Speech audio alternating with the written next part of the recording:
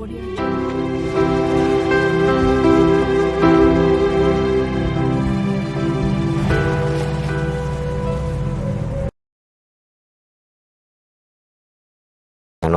munafik, orang-orang kafir, orang-orang musyrik.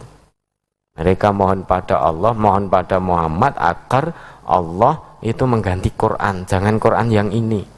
Karena ini tidak sesuai dengan perbuatan kita, tidak sesuai dengan adat istiadat kita. Maka Qurannya jangan yang ini, hai Muhammad, minta pada Tuhanmu agar Qurannya diganti, yaitu Quran sing cocok karo perilaku kita dengan budaya masyarakat kita.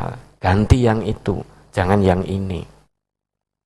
Maka kata Allah, inna sanulqi alaika qaulan saqila. Sungguh akan kami turunkan kepadamu perkataan yang sangat berat, yaitu Al-Quran. Al-Quran itu disebut qaulan saqila, itu kalau diamalkan. Kalau kita mengamalkan dengan Quran dengan baik, dengan benar, maka kita akan menghadapi dampaknya, konsekuensi dari pengamalan agama ini, yaitu ujian dari Allah. Kalau kita mengamalkan Quran dengan benar, pasti kita akan menemui hambatan, akan dikucilkan, akan dirasani, akan disebut aliran sesat, akan digunjing, bahkan diusir oleh mertua, bahkan tidak diakui anak kandung oleh orang tua, gara-gara kita mengamalkan Al-Quran. Itu belum seberapa.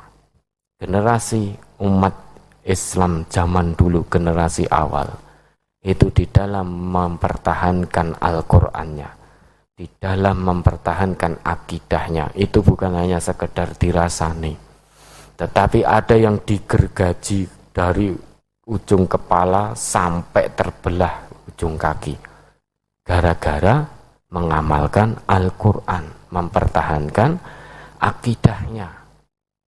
Karena kalau kita mengamalkan Al-Quran pasti beda dengan umumnya, pasti beda. Nah, dulu orang beriman generasi awal itu tatkala mengamalkan Al-Quran, dia beda dengan masyarakat jahiliyah pada waktu itu. Dia beda dengan Abu Jahal, beda dengan Abu Lahab, dan tokoh-tokoh lainnya.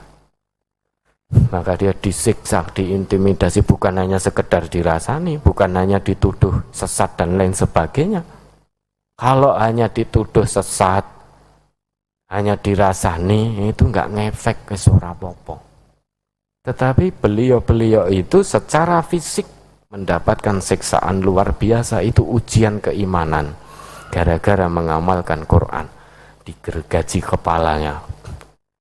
Ibaratnya itu didatangi, sambil bawa geraji dari besi, ditanya, tinggalkan Muhammad, tinggalkan Quran, atau kamu tetap ikuti Quran, kamu tetap amalkan Quran, kamu tetap ikuti Muhammad. Kalau kita dalam posisi seperti itu, kita sendiri didatangi oleh orang yang benci dengan Quran, sambil membawa geraji, nek kamu tidak mau meninggalkan Quran, tidak mau mengikuti kami, tak geraji sirahmu, takkan ngisor. Kira-kira kita apa yang akan kita lakukan? Kira-kira kita menjawab, apapun yang terjadi, saya tetap akan mengamalkan Quran, saya tetap akan pegang teguh pada Quran. Kira-kira itu yang akan keluar dari lisan kita atau tidak? Nah, mari kita berpikir, introspeksi diri. Kita baru hanya sekedar dirasani, digunjing, dituduh, dan lain sebagainya. Generasi awal dulu ada yang ditusuk kemaluannya, seorang perempuan dengan tombak sampai tembus ke kepala, gara-gara mempertahankan akidah, mengamalkan tuntunan agama secara kafah. Kira-kira kita kalau berada dalam posisi seperti itu, apa yang akan kita jawab?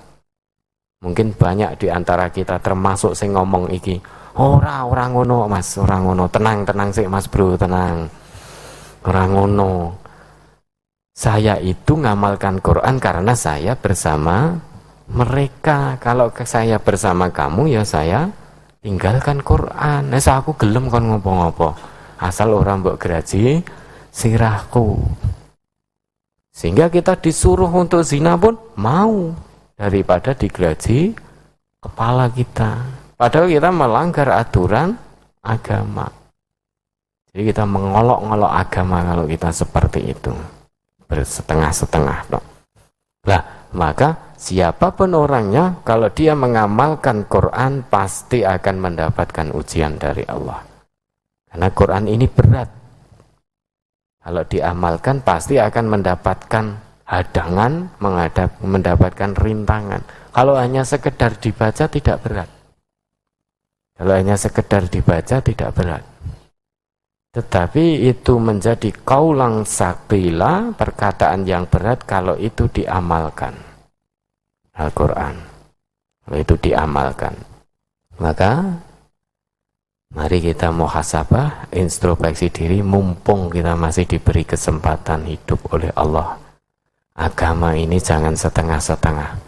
Masuk ke dalam aturan Islam ini secara kafah. Kalau kita sudah menyatakan diri sebagai orang Islam, maka harus mau dengan aturannya.